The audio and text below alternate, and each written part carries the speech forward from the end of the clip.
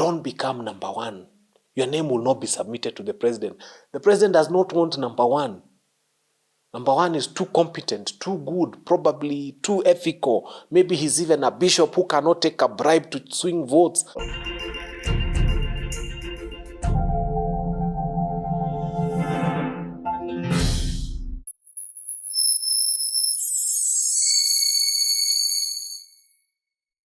Hey there and welcome to Fanya Mambo Africa. Always an exciting time to have the one and only Fanya Mambo himself.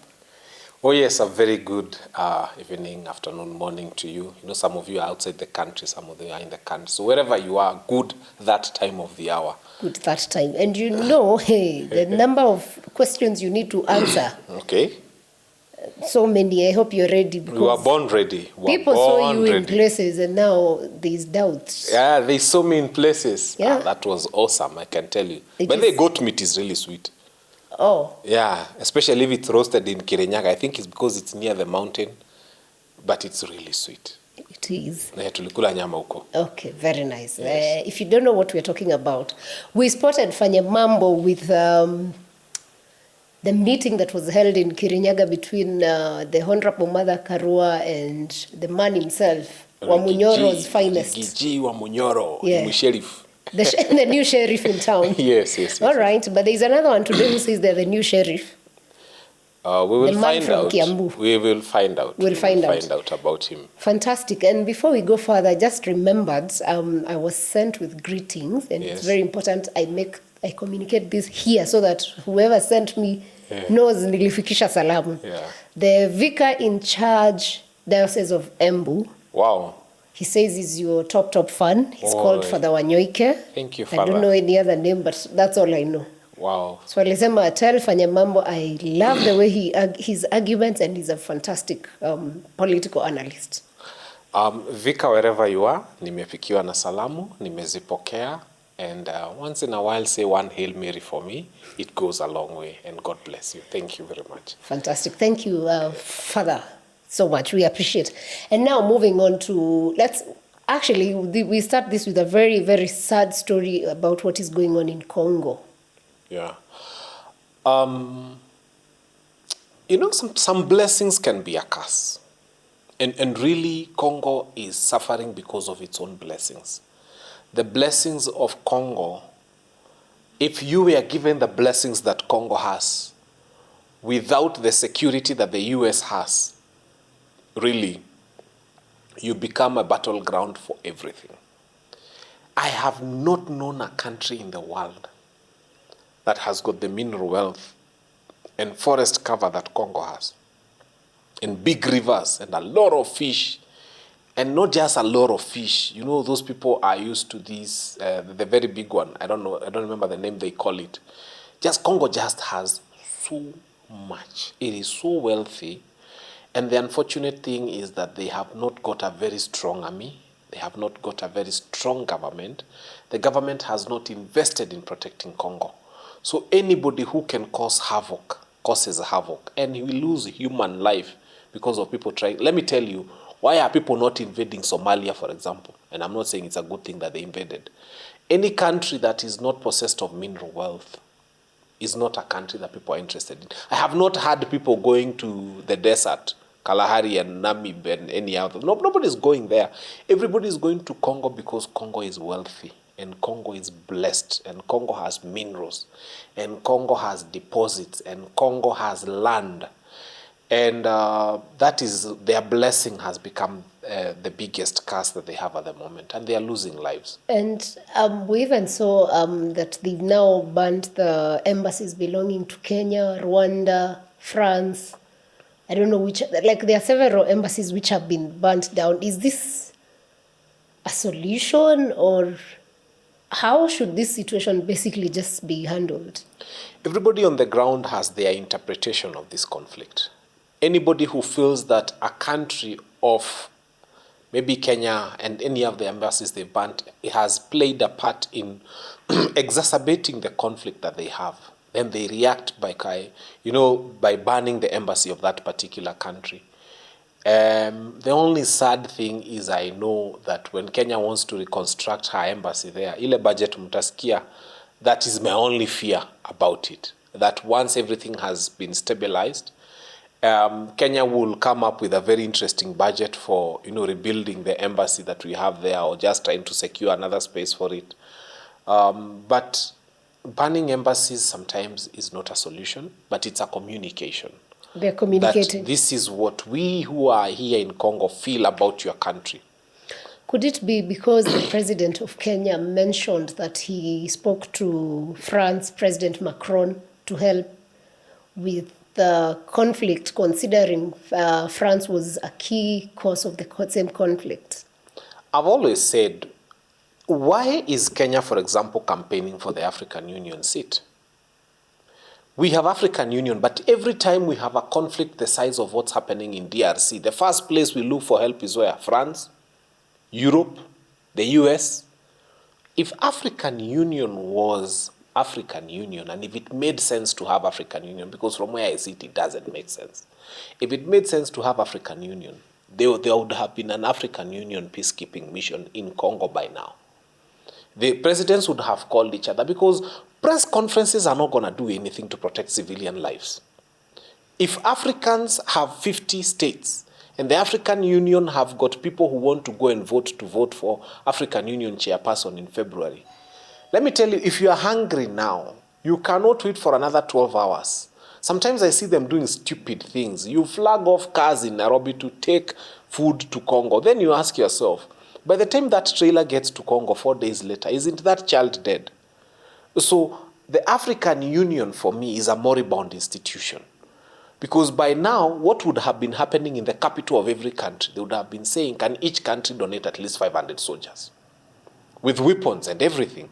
And you mobilize quickly and put them on planes and take them to land there, so that you start protecting civilian lives. And you put civilian lives in particular places, and you tell soldiers what? You go kill each other, but the African Union force is here to protect civilian lives, to protect mothers, to protect children, and to provide health care. So to me, as far as I'm concerned, the fact that this conflict has gotten there and we are losing lives shows you that the African Union is useless. Was it wise for the president to speak to Macron in this scenario? Yes, it was wise, because the African Union is useless. Why are they speaking to Macron? Why would we be speaking to someone who's essentially, word has it, France is one of the forces that is behind the conflict? No, our president always does the wrong things. Whenever he's faced by 5 things he has to do, he starts with the wrong one. And he dwells on the wrong one. Calling France was obviously a huge mistake. But from where I sit, if the African Union was a force worthy of having a conversation about, there would be African Union troops there right now. And one of the things that African Union needs to do first and foremost is to have a permanent African Union peacekeeping force. That needs to be done. Make it permanent. Make it know, like we know within KDF, as we train our soldiers, we have 1,000 trained for African Union, and Tanzania and Uganda and every other country. And every time, and then they have a budget for it. Not these budgets they have for presidential campaigns that have cost a lot of money for the chairmanship. Now, what would be happening by now, right now, is that soldiers would have been loading food and truckloads of food for innocent men and women and children, especially the women and children who are in that country, and just making sure that these peacekeeping soldiers are there.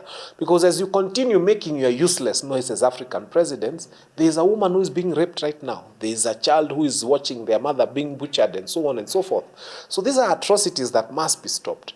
And the African countries will respect the fact that this peacekeeping force is not coming from a particular country, but it's coming from a collection of the over 50 African countries that we have. This is something that must be done, and done expeditiously. But we cannot continue to have a country that runs this particular way, and we are calling France and Europe and Japan and whatever else. It's bad.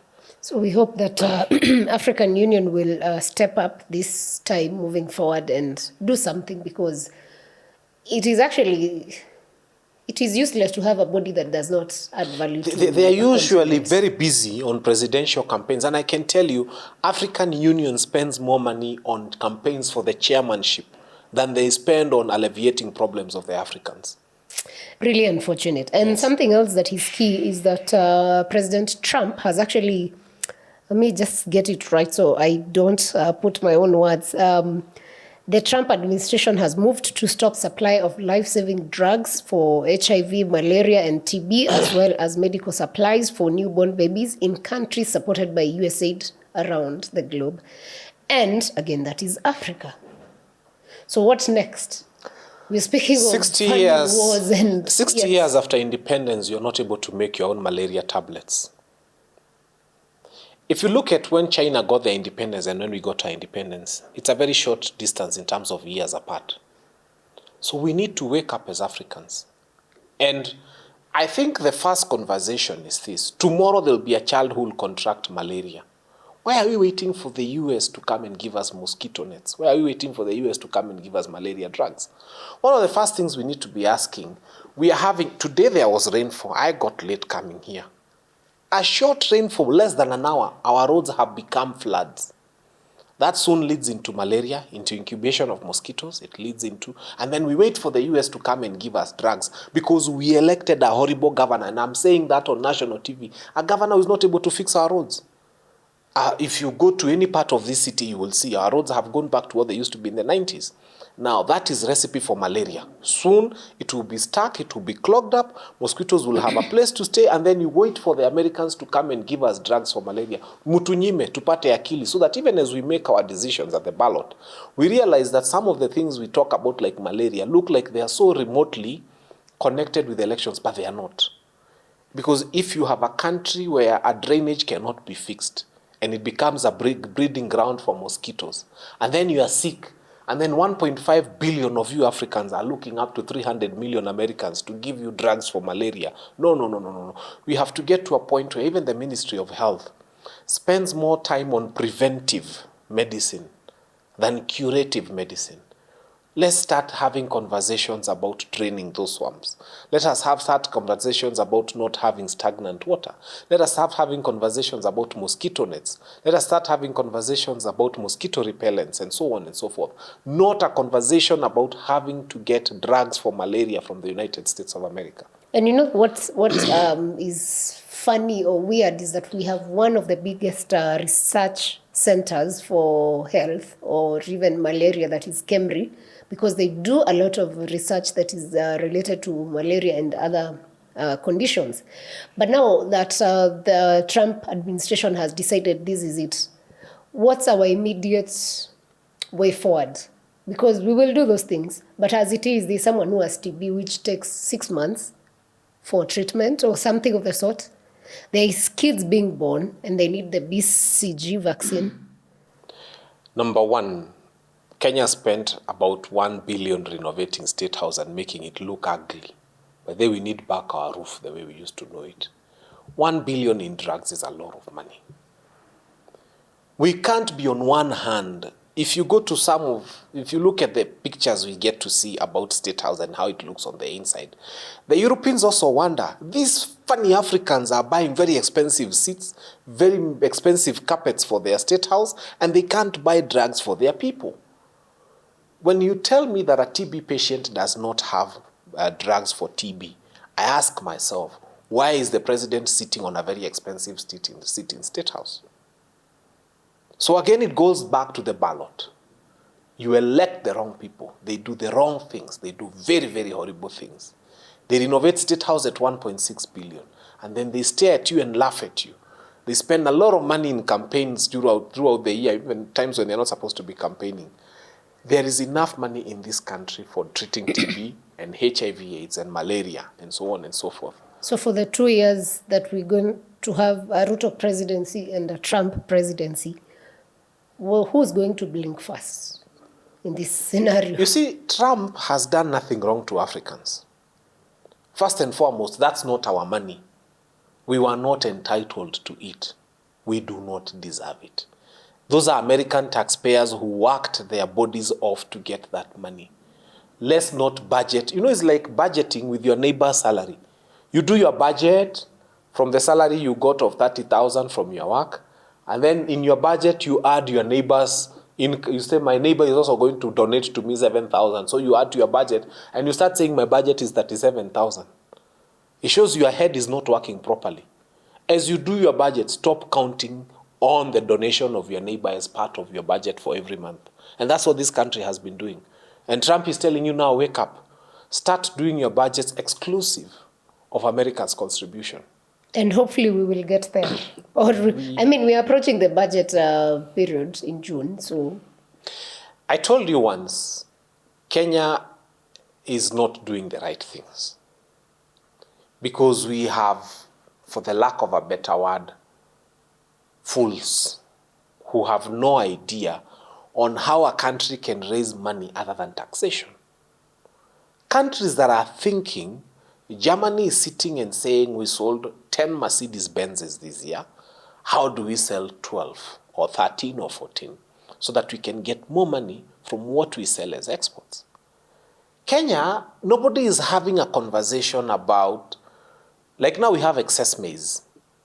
We are not having a conversation about how do we sell our excess maize and to which country. There's a lot. We have coffee, we have tea, we have flowers. Our horticulture industry is doing very well. We have avocado, which is getting wasted. We used to have macadamia. Instead of us thinking of how our economy can make money from what we are able to sell to others, we are thinking of how we are going to raid on pay slips.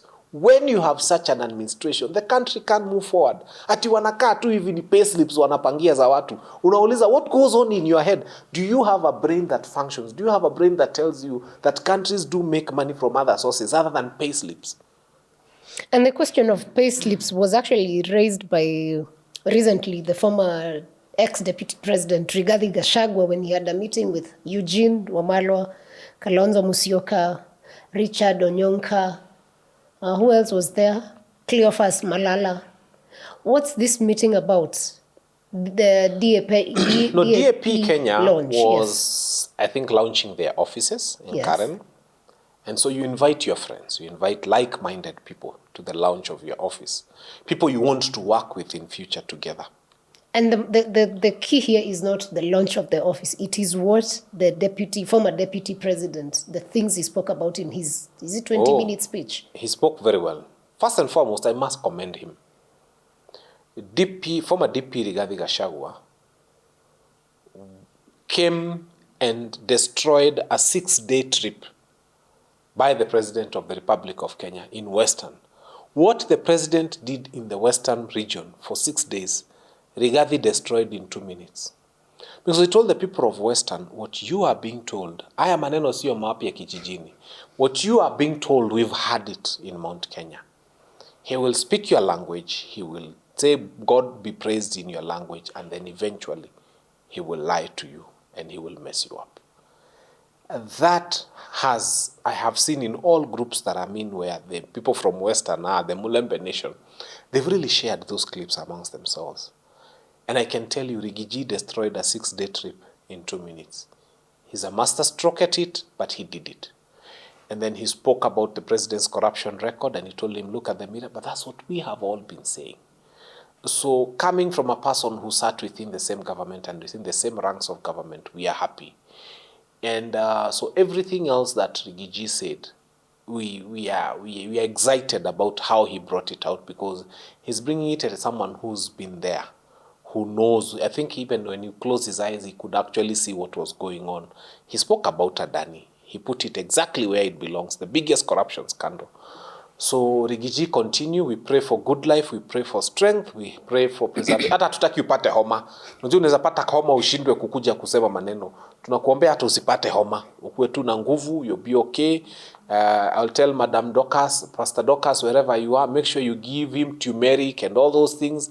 We just want him healthy, so that he can keep exposing this government and fighting this government, because he deserves to be fought. I feel like we are at a point where now it's a fight between the president and the ex-deputy. Yes. If not him, it's his people every day. Should that be the way the president is addressing, or is there a better way for him to handle the whole thing? Because I know it's painful to be told, look at the mirror. Is there any other way anyway? The president opened a war against Rigiji. He went to Western, and instead of speaking to Western people about the problems of Western, he kept mentioning his impeached deputy president. So you don't open a war that you are not going to finish. I think Rigiji was just responding, and he responded in kind and he responded well. In my community, they have a saying that an arrow that comes at night is usually shot back through where it came from. And so this was the right way. I mean, it came through here, it came at night, let's return it through the same place. Are you trying to justify Rigaji's sentiments because we saw you with him in Kirinyaga? And also, it's a good place to tell us why you're in that meeting, by the way. First and foremost, I must thank the person of Mother Karua. Mother Karua is a wonderful lady. I have never shied away from saying that I was in Azimio and that I voted for the president, the person of Raila Amolo Odinga and Mother Karua. Mother Karua was my deputy presidential candidate. My deputy presidential candidate did not win, or rather, according to IBC, she did not win. But you know who won and how that story went. However, in the course of the campaigns, these people really insulted one another. They threw jabs at each other. They said things that were not unifying at the moment. Many things were said about Mother Karua, and many things were said about Rigiji. And they even met at that deputy presidential debate, and you can tell the exchanges were not good. So Rigiji reached out to Mother Karua and said, you know what, we need to mend fences. We've never forgiven each other for the negative things we said about each other, trying to get presidency for other people. But we come from the same region. So Mother Karua never leaves her soldiers behind. And she told me, Fanyamambo, you're one of the persons with whom we've worked. And I was happy and honored. And I must say, I have profound respect for her. So when she said, come with me, come to my place, Rigiji wants to atone for some of the things we did. I said, a meeting that is about bringing people together, a meeting that is about conciliation and forgiveness and for peace. Even remove the politics. Just knowing that there were two people who insulted each other and now they want to hug one another. It's a beautiful thing. Even in Christianity, even in Islam, even the Buddhists would love it. So who am I to say no to such a thing? And I went, and it was an honor because I can tell you it was a very private meeting. The idea was to have not more than 15 people from each side. Well, they ended up being slightly more, but it was still very private and at home. And it was a conciliation meeting. It was a meeting to bring them together. It was a meeting to bring about peace and to bring about forgiveness. So I'm happy to have been part of that process. Some people will interpret it and say it was a tribal affair. That's your problem. Even if they had come from different tribes, and they want to reach each other and speak to each other and become friends and reestablish a connection and work together, even if it's on private business, I support such a meeting. Where do we draw the line between tribal politics and a general healthy conversations? Because now it's becoming every day. If I'm seen with another Kikuyu, I'm tribal. If another Kamba is seen with another Kamba, they're tribal. If a Somali is seen with a Somali, I don't know. I've always told people, if you put a Russian and an American in one country, they wouldn't fit. A German, a Frenchman, an American, a Japanese, they can't fit in the same country. And it's okay for a Frenchman to seek another Frenchman and have peace so that they can go and have a conversation with an Italian. Why is it wrong for a Kikuyu to meet with another Kikuyu and have a conversation before they can go meet a Luya? I have already told you the differences between a Luya and a Maasai, for example, from culture, from initiation, from how they think, from even the language they speak, are very huge differences. There are differences that are bigger than those ones that exist between a French and Italian. But you know, those a French and an Italian cannot fit in a boardroom. Do you think those differences exist in this younger generation?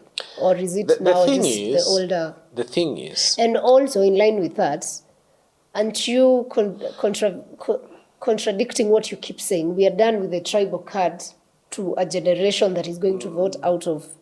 We are going to vote out of tribes, that I'll tell you. We will not be thinking tribally as young people. But what I'm trying to tell you, do young people still think that way? Just tell me if a young German still thinks that an Italian is different from him. There you have your answer. Just tell me if a young Russian would prefer to go to the ballot and with an American and they decide on who they are going to vote for president. The Russian will vote for the Russian, the American will vote for the American. But when you put it that way, they tell you Africans are tribal. The West, I am telling you, the West is very lucky that their countries are tribal countries. I can tell you. That's why they come and tell you yours as a tribe, but ours is a language. Just to confuse you and to make you feel primitive and stupid. But we are not primitive, we are not stupid. We have actually tried. We've done our best to gel together. I still hold you're contradicting yourself in a way. No. But you're a politician, so you'll find a way. Something else, today, I think earlier this week, I saw Kabogo say he's become the new sheriff he's in the town. new sheriff in town. Yes. And he's causing a lot of stir in Mount Kenya. So between William Kafogo and Rigiji, who's the sheriff in this Mount Kenya? Because now it's becoming, and also I feel like you people in Mount Kenya have decided every day it's a Mount Kenya affair. Like, is there a better way out? I think when you're a sheriff, you don't need to tell people you're a sheriff. I have seen people gone on internet, they've gone crazy. They've even made a bus, they've written it to a Munyoro Express. When you're a sheriff, people come to you. So just ask yourself, between Kabogo and Rigiji, who are people running to? To whose house are they trooping for meetings? To whose rallies are they being excited? I mean, I have seen Kenyans almost wanting to just kill themselves to take a photo with Rigiji to post and show others I was with Rigiji. How many are doing that about William Kabogo? I think when you're a sheriff, you don't even need to do much. I remember when I left Kirinyaga and I came home, I got so many phone calls. And people were telling me, hey, ulikuwa na Rigiji mwenyewe, ulikuwa na Rigiji. And they're like, bring me to that camp, help me join those people. I'm thinking, I hadn't even taken time to post my photos to say I was in Kirinyaga today. But the photos that were posted by very many people and reposted are making Rigiji be seen as a very highly placed Kenyan. I am one person who fought Rigiji very much. I fought him and I fought the Ruto administration, and I never believed in anything about him. What has changed? What has changed is that the enemy I was fighting, he has turned his guns and is now fighting the same enemy I'm fighting. So why would I take my gun and start shooting a person who is shooting the person I'm shooting? And we are all aiming at bringing him down through the ballot. I've always made that clear. So Rigiji is here, and now, in fact, his are lethal. They are ballistic missiles. Mine are small bullets compared to his. Yake anarusha moja inalipua, it does, like, brings down a whole castle. Then he throws another one, it brings down a whole castle. Mine have been missing sometimes when they hit, it's a scratch. So why would I want to fight a guy who has bigger bombs than myself? That's why I stopped fighting Rigiji. I said, look here, we are fighting on the same side. We are fighting against the common enemy. We are fighting for the same ideals. Stop abducting our children. Ban this Shivsha. Ban this Adani deal.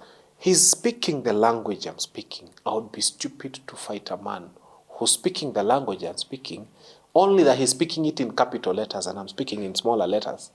I support him for now, for as long as his focus remains on the ideals that we are fighting for. So for anybody who knew me as a guy who really fought Rigiji, that is the explanation. I am now not able to fight him anymore. Because when I come to the field to fight our common enemies, which include even lack of capitation for schools and the stupid university funding model, I find a guy who is articulating it better than myself and who has got the media looking for him, and they air him, they give him more airplay than I would ever get. Why would I want to fight such a guy? He's a worthwhile player on the same side that we are. So yes, for now I support Rigiji. You know, in the political space, we hear there's usually a lot of exchange of local and foreign exchange and brown envelopes. Could this be one of the cases for you? One, why would I be paid to do what I was doing even before they came? I mean, when Rigiji was deputy president, if any of you looks at my clips, I fought this administration at a time when nobody dared to. People used to call me and say, do you have a sense of self-preservation? Abductions were high. We were being told mambo ni matatu. A lot of crazy things were happening then. But Fanya Mambo appeared like a singular voice in a place where even people were telling me, wacha serikali ifanye kazi kwanza tuone. You have not healed from Azimio. They told me all sorts of things. If then I did it for free, now that my name is trying to grow, it's not even gotten far, it's trying to grow. Why would I want to be paid to do what I have always done for free anyway? Okay. That sort of answers the question. And something else Kenyans have been calling out since last year was the formation of IEBC. And finally, we have the 9 members sworn in. What's your take on these members, and are Kenyans satisfied, and what should be the immediate next steps now? First and foremost, IEBC is ready. But that needs to be clear in the brain of every right-thinking Kenyan. These politicians did not take 2 years not knowing who. You think now it's going to be a surprise that kuna watu apply, we are trying to. What are they going through? There will be thousands of applications. And from the thousands of applications, conveniently, they will know who to lift. Because those people have already, in fact, probably, the guys who are going to be ABC commissioners are buying their tie. They're choosing between a blue one or a red one for the swearing in. Those ones are prepared. If you ask me from where I sit, no politician who is interested in 2027 by now is unaware of who they want to be commissioner in IPC. So this thing is a drama to upuzi ya kuonyeshana that we have a selection panel, and then the selection panel is going to help us come up with IBC. But that's just it. It's a game. From where I sit, IBC commissioners are known by name and color and what. And I can tell you for free, if you're going for an interview, one of those commissioners, because there'll be an interview, just make sure you're number last. Kenya has a way of rewarding mediocrity. The last 3 names are the ones that will be forwarded to the president. Go check, wait. You know, there are things I say, people tell me I'm a prophet. I'm not, but I can tell you for free. When you go for the IEBC interviews, don't become number 1. Your name will not be submitted to the president. The president does not want number 1. Number 1 is too competent, too good, probably too ethical. Maybe he's even a bishop who cannot take a bribe to swing votes. Maybe he will not accept to do wrong voter delimitation of boundaries. So you go there, and when you ask the interviews, just present yourself in a way to show that you probably have got the capacity to be corrupted, and you'll be elected. You'll be the main chairman. But if you show that you are strong and diligent, you have a spine, you have character, you are eloquent, you are charismatic, you can speak well, your chances are very minimal of becoming an IBC chairperson. So when you go there, make sure you are the last, and the last will be first. That's a very dangerous state to be. And I think the president maybe has better plans for the country than what you're saying. And I don't think he's in charge of who's becoming. Let's wait for the interviews to happen. Then from there we can make judgment based on that. We have the president's people who've told us clearly, kura ikikosa kutosha tutafanya nini? They made it clear. They said kura ikikosa kutosha tutasaidia rais. So ati hakuna president anaendanga 1 term. What were they trying to tell you? They know who will be the IBC commissioners. We are watching and waiting, and we will be there. And moving on, I don't want to dwell on that part because I can't I don't want to believe that is true. Well, you don't have to believe, just wait. Okay, I'm waiting. Let me choose to wait. The other day, former President Uhuru Kenyatta asked Gen Z to keep the fight on. And so many people were questioning why this is coming after his men have been sworn in the new cabinet. And also there are suspicions. Which men are Uhuru's men? Kabogo, Mutahi Kagwe. When did Kabogo serve under Uhuru? Mutahi Kagwe. Kabogo was governor. Mutahi Kagwe served as Minister for Health. And Lee Kenyanjui was a governor. Okay? So let's get it clear. Lee Kenyanjui was a governor elected by the people of Nakuru. He was never Uhuru's man. He was never appointed anywhere by Uhuru at that point in time. He was the governor for Nakuru. The president went to Ishaweri. He went to former president's home in Ishaweri, a place where his ministers had said they would go and deposit some urea in liquid form, as if they have a monopoly of having some urea in their bodies. How do you then find yourself going to such a place? I think the president had gone for a photo opportunity. Take a photo and then go and appoint cabinet. Because when you look at the statement, and they're on record, they're public, what President Uhuru Muigai Kenyatta said was discussed, and what President Ruto said was discussed, you'd think those were two separate meetings. Because I wonder why you and I would come, for example, and talk about global warming, and then your statement talks about something else and mine talks about something else. Yes, what we discussed is supposed to be common. They never gave a joint statement. Each person gave their own statement. So it shows everybody had their own meeting inside there. And when he told Gen Zs to go to continue the fight and fight for their rights, he meant it. I mean, we all love this country. And someone has to fight for it. And if it's the young people, then so be it. That's it. Yeah.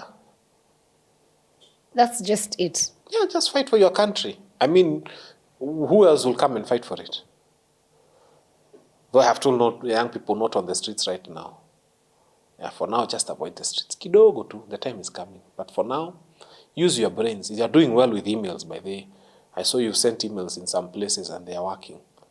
On the corruption index, on some visitors who are supposed to come. Just continue sending emails. It's a way of protesting. So the protests should remain on the digital space? For now, yes. I have told human beings many times, and I won't tire to tell them. Even the bear knows when not to fight with ice. Yet it's built for very cold weather. I mean, even the camels, it's not that I'm a camel, I'm going to stay in the sun, I'll compete with the sun. No. The camel sometimes will look for an acacia tree and just stay under it and wait for the sun to subside and then cover very long distances in the night. This is not the time to take our bodies to the streets. This is not the time to have our brains being spilled on tarmac. This is not the time to do that. This is the time to hibernate, preserve your energy, do those things that you must do as a young person, protest on digital platform. I mean, I have seen people who had said they are going to switch off the internet. They were donated here too. And the next thing they said, switching off the internet is not on the table. They've made it very clear. It's not one of those things that's on the table anymore. So the protest is working. And some people thought you have to go to the street. I have told young people, it's not that we are cowards. But sometimes we've learned from nature itself that you don't fight with the agents. You just preserve yourself and you can fight for longer. The Mau Mau War was won because it was guerrilla.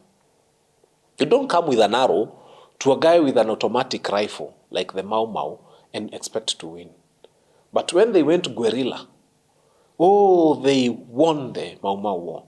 Because then it's ambush, it's surprise. So I would urge the young people, let's not go to the streets right now. Let's find other ways of... And you're doing well. You're doing well with what you're doing online with your phones. It's exciting. I know a president neighbor of ours who will never attack you anymore. He stopped. You guys did justice to him and you drew him, and his son tried to come to his defense, and what he saw, he has never seen in their country, and they never dreamt it would happen in their lifetime. Continue doing what you can do from your phone, but don't be disrespectful. I have always said, don't be disrespectful. One time I saw images of the First Lady and what they had done to her. And I felt this. By the way, I have never supported the Ruto administration on many things. But Mama Rachel has never insulted us as a country. I have always said that. Mama Rachel has never spoken in... there was a First Lady in this country who used to do drama, proper drama, mpaka kwenda kwa media na night dress. But we have a First Lady who has hidden herself so much from public limelight. And when I saw people stripping her online and putting photos of her, I felt bad. I said, there are many things that Mama Rachel deserves, but this is not one of them. And I have never held brief for her. But I felt this was out of the way. This was too much, especially on the person, because she's never been rude to us as Kenyans. I mean, there are first ladies who said horrible things and done things that make them feel, this one did not deserve that. So as we do it, let us draw the lines. We are fighting President William Ruto, and let us keep the fight there. He has the thick skin he can handle. Let us leave the others. I will choose not to comment on that in particular. But as we conclude, we've seen just a few days ago, Mothercom, as security had been withdrawn. I think due to public, she raised the issue with the public. It was restored less than 12 hours later. Something else that in line with that is that Ahmed Nasir and Nelson Harvey have been calling for the resignation of the same Chief Justice Martha Koome. What's that about, and is there a cause for concern for the public? Yes. Nelson Harvey and Ahmed Nasir. Senior counsel. We do not want our Chief Justice to resign. You see, we are in a country that does not have an IEBC right now. Okay, the IEBC we have exists in the minds of these politicians. If we allow our Chief Justice to leave now, of course, the idea of the state is to have a Chief Justice that they can completely and totally control. And if we have such a Chief Justice, then now the country is completely and totally under the mercy of the executive. So Martha Koome is not an angel. We who are in the legal profession may have seen that she's not an angel. But believe you me, she's better than that we are imagining we shall get, a person whose integrity we do not know. We do not want to get a person who will bend and do everything that they are told to do by the executive. And that's why I'm saying the fact that Martha Koome is giving these people goosebumps and problems in their belly, and they even withdraw her security and intimidate her, it tells you there's something that Martha Koome is refusing to do that this administration wants her to do. She may not come out in public and tell her what she's being forced to do, but we all know, for her to get to the place where they are removing her security, there are things she has refused to do. And that is why we want Martha Koome to stay. We want her to stay because her security is being denied every other minute. It means there's something she's refusing to bulge to, which when we get another Chief Justice, unbeknownst to Nelson Harvey and Senior Counsel Ahmed Nasir, that other new Chief Justice might just do exactly what Martha Koome has been refusing to do. And if you see that another Chief Justice amekuja na for 6 months hanyang'anywi security, then probably that Chief Justice has done what these people want to do. And I want us to be very clear. I wish they were saying that the person of the Deputy Chief Justice needs to resign, because that is a person who Kenyans have a problem with. And there are cases and there are things that are known. But for Martha Koome, we want, Mother, please don't try to resign. Martha Koome, stick in the heaven there. We need you there. I would have used another word, but I used the heaven there deliberately. Stick in there. We need you there.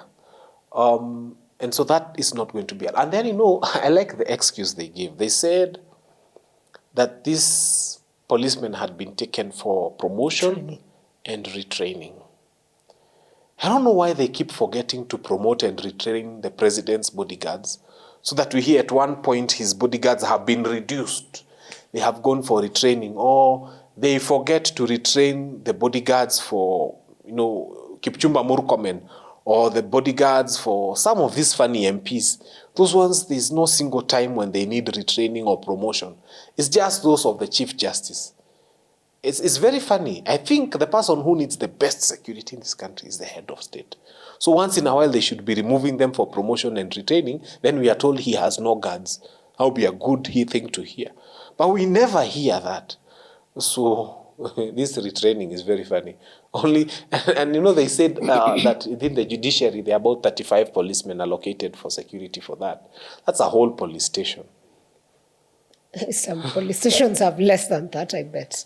But anyway, that's very interesting. And I think generally as Kenyans, we need to understand we will not get an angel from heaven to serve in any level, be it MP, MCA, Chief Justice, President, whatever it is. There are no angels. Like Angel Michael won't land and become your MP or your governor. There's Angel Fanya Mambo. Yeah, unless now we have to be our own angels, and that's the only way we will change Kenya. Otherwise, if we keep fighting because I came out and you start saying, I'm even worse than someone else, eventually we'll have nobody to lead this country, and I don't think that's where we want to be. Any concluding remarks? I think in conclusion, what I would say is that the political realignments that are happening are good. The fact that Kenyans are regrouping and doing things is good. But also, I think a little piece of advice to our head of state. do not next time allow people to take you to a region with 150 million to give as bonuses. There's a bank in this country that pays 600 million every month in salaries. There is a mobile telecommunication company that spends more than 5 billion in salaries in a year. There is a brewery, the breweries that spends over 9 billion a year in salaries. Bonuses are salaries to farmers. So if there is a company that is spending 9 billion in salaries a year na hawapandi kwa Land Cruiser juu na speaker kusema wapigiwe makofi juu wameleta salaries, why would a whole head of state be reduced to a trip to a whole region to take 150 million? It is sad. These people don't like President Ruto. They made him launch a transformer. They made him launch a borehole. They don't like him. They are finishing him. President Ruto, when people make you launch a transformer, those things are being hung even at night by young boys from Kenya Power. They're just being hung there and nobody launches them. When they make you launch a transformer, they are finishing you politically. When they make you launch a borehole, they are telling you the MCAs who are launching boreholes. And then by then my neighbor sank a borehole. It was not launched by anyone. It's just a borehole. So don't take the president down that route. I think it's a bad route to do it. And when next time they take him to a region, let him, akuwe na kama bilioni 10, then that's presidential. But 150 million, many media houses spend that a month paying salaries to their employees. Some spend even more than that. So they don't take the head of state to a place to give 150 million. Oh, and by the way, bonuses have been there for many years. Don't launch them. Don't launch bonuses. Wow. I think that's a good place to end the program today. Just to say thanks for watching and remember to subscribe. We'll catch you on the next episode.